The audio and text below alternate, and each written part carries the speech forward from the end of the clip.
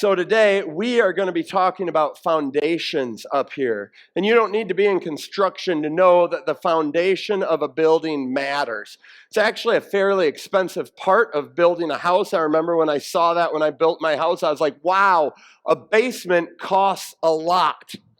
But you can't take shortcuts when you're putting in the foundation of your house, or you will end up with windows that stick and doors that rub and squeak and cracks in all the corners of your drywall, and you will have a much more expensive bill to fix all those things when your house settles more than it's supposed to. My brother-in-law is a structural engineer, and so he gets called when people have bad things happen to their homes or their businesses. And there was a builder out in Davenport who bought some low wetland for cheap. And he thought, you know what? I'm going to add some dirt to this wetland, increase its elevation, put in some streets, and we're going to build ourselves some $700,000 and $800,000 homes. Well, those homes got built with their watertight basements, and the spring rains came, and the water filled that soil, and those homes popped up like pimples. Some of them elevated up to 12 inches in one corner because of that hydrostatic pressure pushing them up. They weren't deep enough in their foundation for what that soil was doing. Probably the most famous example of an improper foundation was put in the 12th century, the Leaning Tower of Pisa. Found out it actually was leaning one way when the builders started building, so they tried to correct it. They overcorrected it, and it shifted the other way and has been at 5.5 degrees off center for 900 years because they built on soft land, they didn't go deep enough, they didn't hit bedrock, and that tower has been crooked ever since.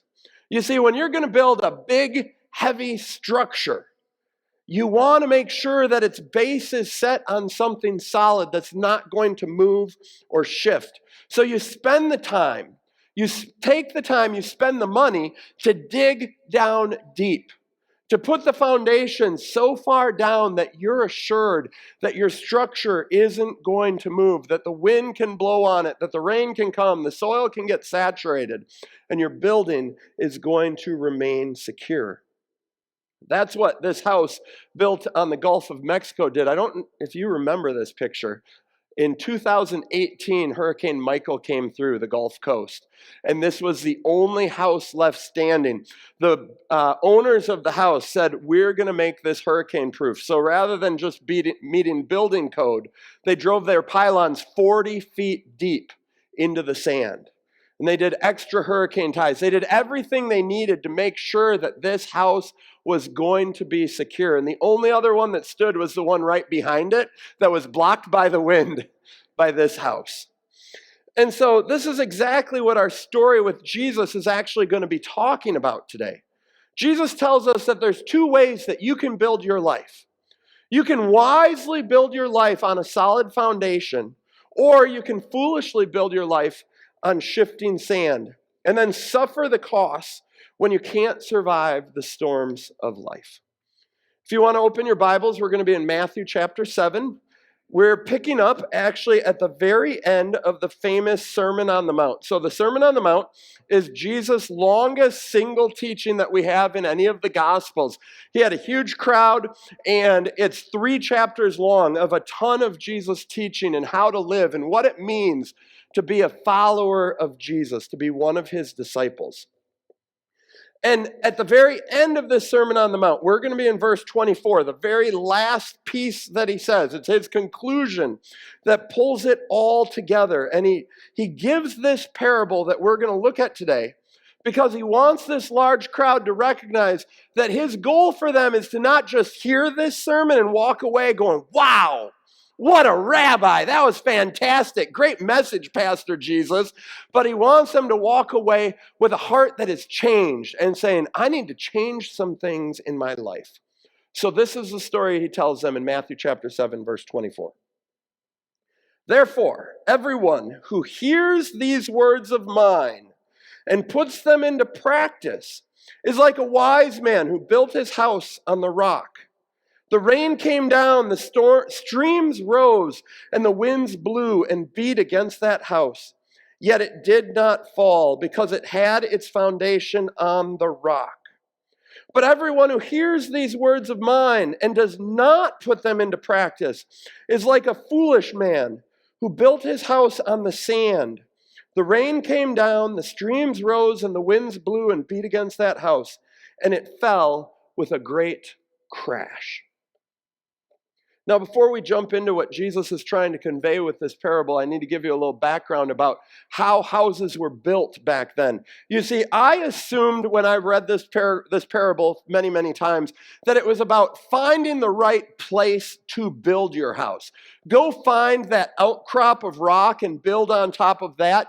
Don't go build in a silly spot on sand.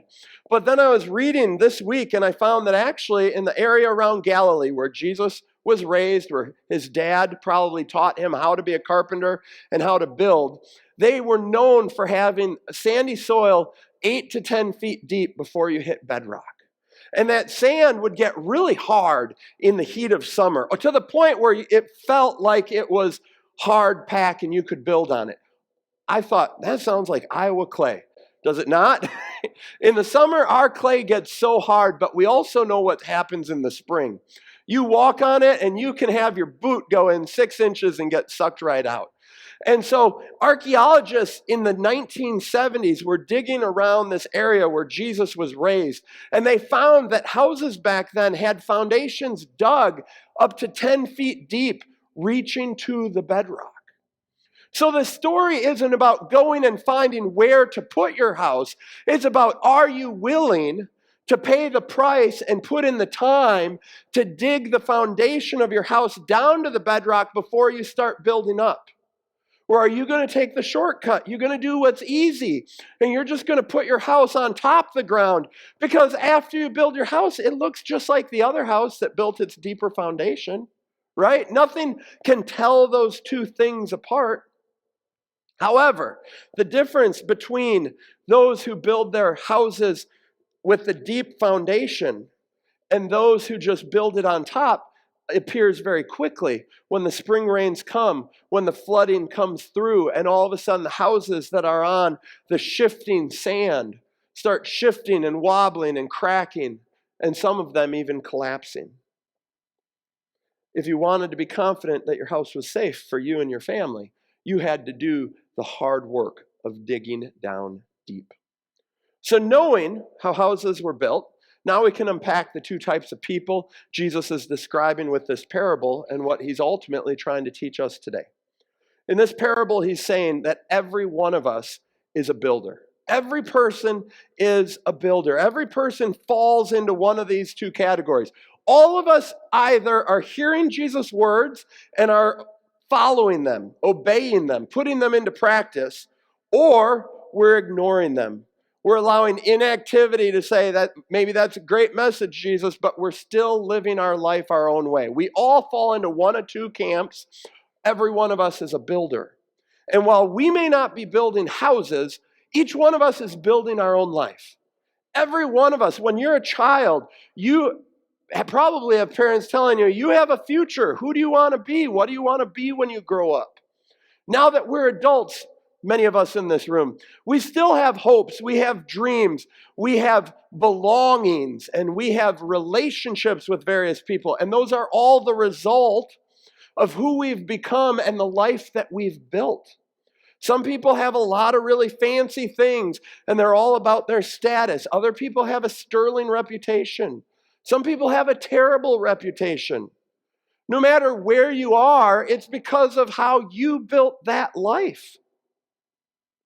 So everyone's a builder, and we're all building our own life. We all have gotten to where we've gotten because of the effort and the choices that we have put into our lives thus far.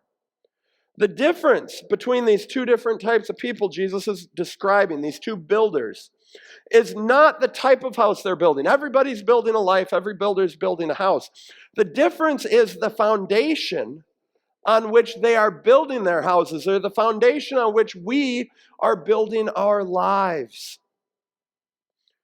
So, the first thing we see in this passage is that people who hear the words of Jesus and obey them are like the wise builder. That's kind of the first verse summarized. People who hear the words of Jesus and put them into practice or obey them are like the wise builder. So wise people obey. Back in Jesus' day, it was really common in the Roman Empire for philosophers to sit out in the public square and to wax poetically about their thoughts and how they viewed life and what was important and what wasn't important. And people would go out and listen to these guys. It was a really popular time for this exchange of ideas. However, the result of these many words was not many changed lives. It was just a thought of how things might add up in this world. But Jesus has a completely different expectation for the people who've come out to listen to this message. He's not saying that he's like one of the philosophers. Come and listen and decide for yourself and go, very wise teacher. He's saying, take what I've said and actually do it. Don't just let this be ideas in your mind. Let this become actions on your hands and your feet that transform how you live and how you interact with other people. Even if the teaching that Jesus is giving is challenging, even if it goes against what others are doing or what you've been taught is wise in the past, Jesus is calling you to believe and trust what he's saying is true. And that it's good for you, that it's better for you, and that it is the way to reach God. That's what Jesus is telling us in this parable. It's very reminiscent of how James puts it in his letter in James chapter 1, verse 22. He says, do not merely listen to the word and so deceive yourselves. That being deceived is like to think, oh, I've got it all down because I've heard it and I know what to do. No, if all you do is listen and know, that doesn't count. That's being deceived. Don't do that. He ends it, do what it says. It sounds so simple. Like as I was preparing this message, I thought, how is this going to be more than a 10-minute message? But I'm a preacher, and so I found a way. So, we know that it's easy to hear what you're supposed to do. It's much harder to actually follow it. It's easier to do what you want to do. It's easier to say, but this is what I want. This is what I feel comfortable with. This is what I believe. It's a lot harder to listen to somebody else who's challenging maybe your beliefs, who's challenging what you think is best and say, you know what? I'm going to trust that and I'm going to do that instead. But that's what Jesus wants from those who follow him. In fact, he makes obedience this important piece for all of us through all of his teaching. He says obedience allows you to live the life like the wise builder who built his house on solid rock. Both those building a house on solid rock and being obedient both take intentionality. They both take effort. They're not easy. There's a cost to both of those things. That's why he compares them. But they both yield tremendous results. Next, I want to point out something that might have caught Jesus' audience by surprise. They would have expected him to talk about obedience to the Torah, obedience to the Old Testament law, obedience to the prophets. That's what the Pharisees have been teaching for hundreds and hundreds of years. For Jesus to say, don't just listen, but do the law of the prophets, they would have nodded approvingly and said, yeah, absolutely. Because in their minds, they're hearing things like Deuteronomy chapter 6, where Moses wrote, these are the commands, decrees, and laws the Lord your God directed me to teach you to observe, so that you may fear the Lord your God as long as you live by keeping all his decrees and commands that I give you, and so that you may enjoy long life. And then the rest of Deuteronomy is giving the law to the people. The expectation was that everybody obeyed the law, the Torah. But Jesus comes along and he changes it. He instead tells them to obey his words and his teachings from this Sermon on the Mount that he just taught. This Sermon on the Mount where he repeatedly said, you have heard that it was said, but I tell you. The Sermon on the Mount that commands them to hunger and thirst for righteousness, to be peacemakers, to be light and salt. The Sermon on the Mount that taught them that anger is the equivalent of murder and that lust is the equivalent of adultery, where it gives the directives to turn the other cheek and to love your enemy, to stop worrying and stop judging other people. This was a sermon that touched every facet of life. And Jesus is saying, he's not saying, hey, make sure you follow the law of Moses. He's saying, follow what I'm teaching you today. He taught with an authority that was unexpected to the people, and it was very much unappreciated by the religious leaders. He had an authority that pointed everybody to himself. So at the end of this sermon, he gives this parable that very bluntly says, don't just listen, but actually do what I'm saying. Throughout Jesus' life, he teaches that obedience is critical. So often when we think of Jesus' teaching, we think about his love, the love of God. We think about his grace, that he's got forgiveness for all of our sins. And that is absolutely central to Jesus' teaching. But obedience is equally central to what Jesus teaches his disciples. That's why in his very last conversation with his disciples before he was arrested in the upper room, we read in John chapter 14, verse 21, Jesus tells his disciples, whoever has my commands and keeps them is the one who loves me.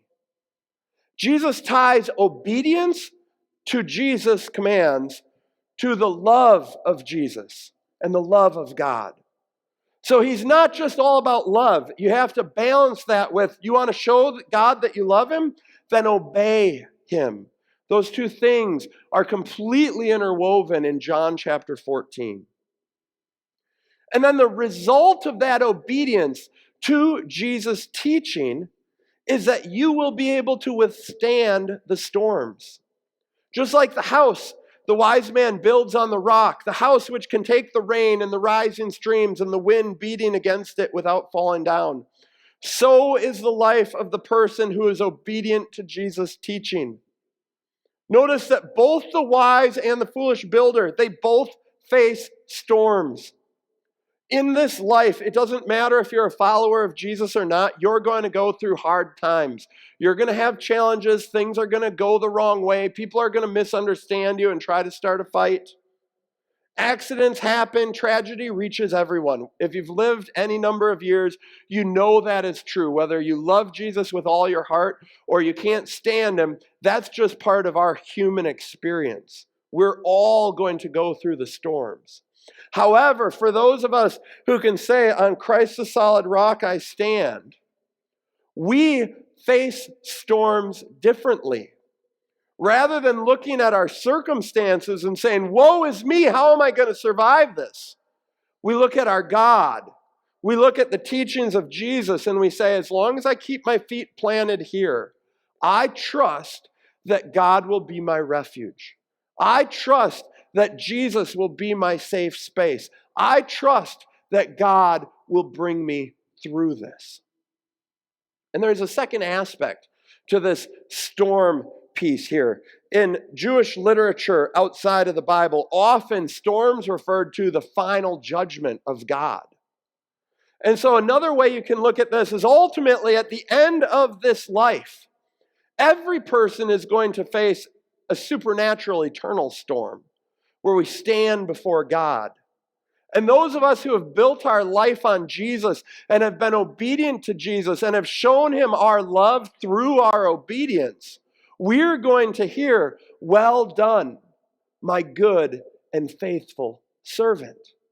That's what the wise builder is going to hear after they have withstood all the storms of life, reached the final judgment, and Jesus says, come on home. Unfortunately, not everyone builds their life like this. Jesus knows that there's others in the crowd who have just heard the same sermon that his disciples have heard, but they respond in a very different way. They might nod approvingly, that sounds really good. But then they go out and they just ignore his teachings. They take the easy way out, never